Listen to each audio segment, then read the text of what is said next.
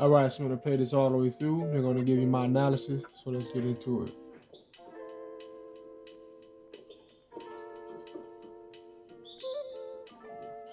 All right, so now this was very strange to me.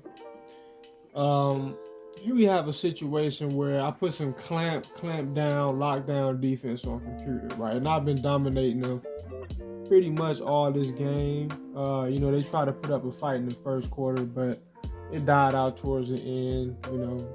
And I think we moved towards a 30-point blowout eventually, or at least close to it.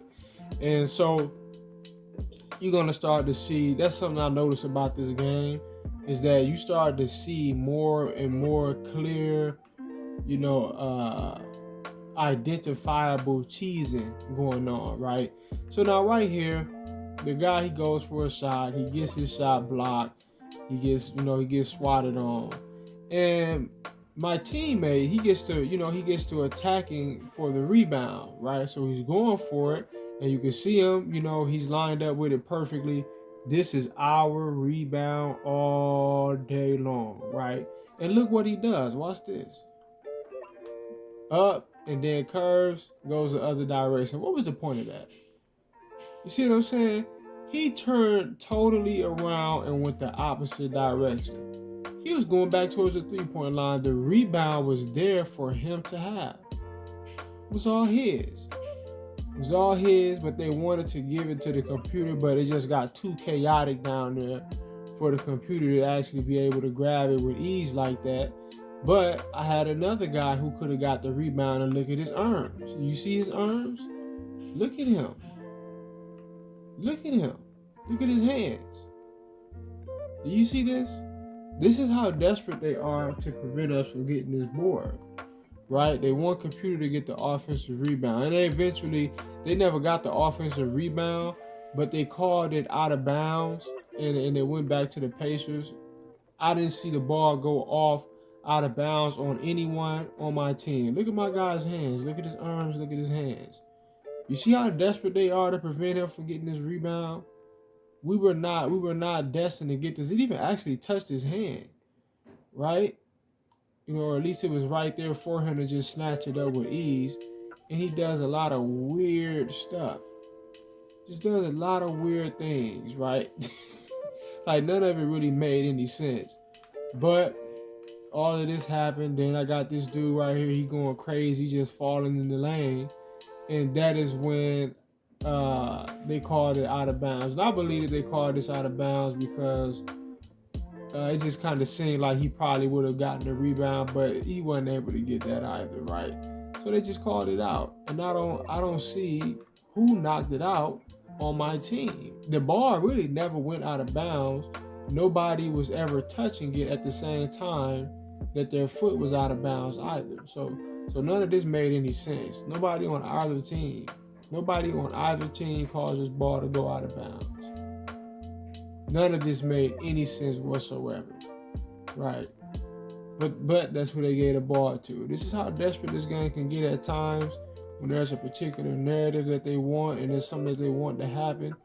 This is what they'll do. I mean, things have just started to happen that clearly and just blatantly don't make any sense. And it started with this idiot right here coming down, the ball right there in front of him. He just takes off and curved the other way like a damn Looney Tune buffoon. Like, what the hell was he thinking?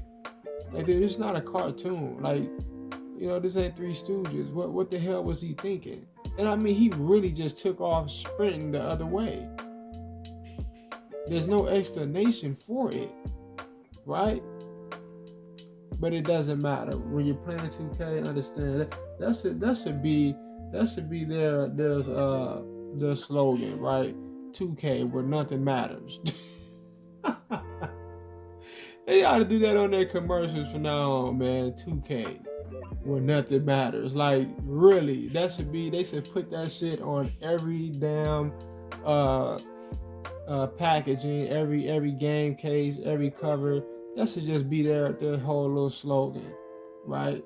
Like how Nike got just do it, 2K, where nothing matters. Like nothing legit matters with this game at times, right?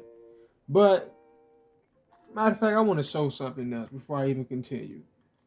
before I even cut this one off. Look at the second chance points. Look at the score, right? Look at the score. Our biggest lead was 28. Look at the score, right? Now look at the second chance points and their offensive rebounds. They almost have as many offensive rebounds as we have defensive, right? Now, they barely got defensive rebounds.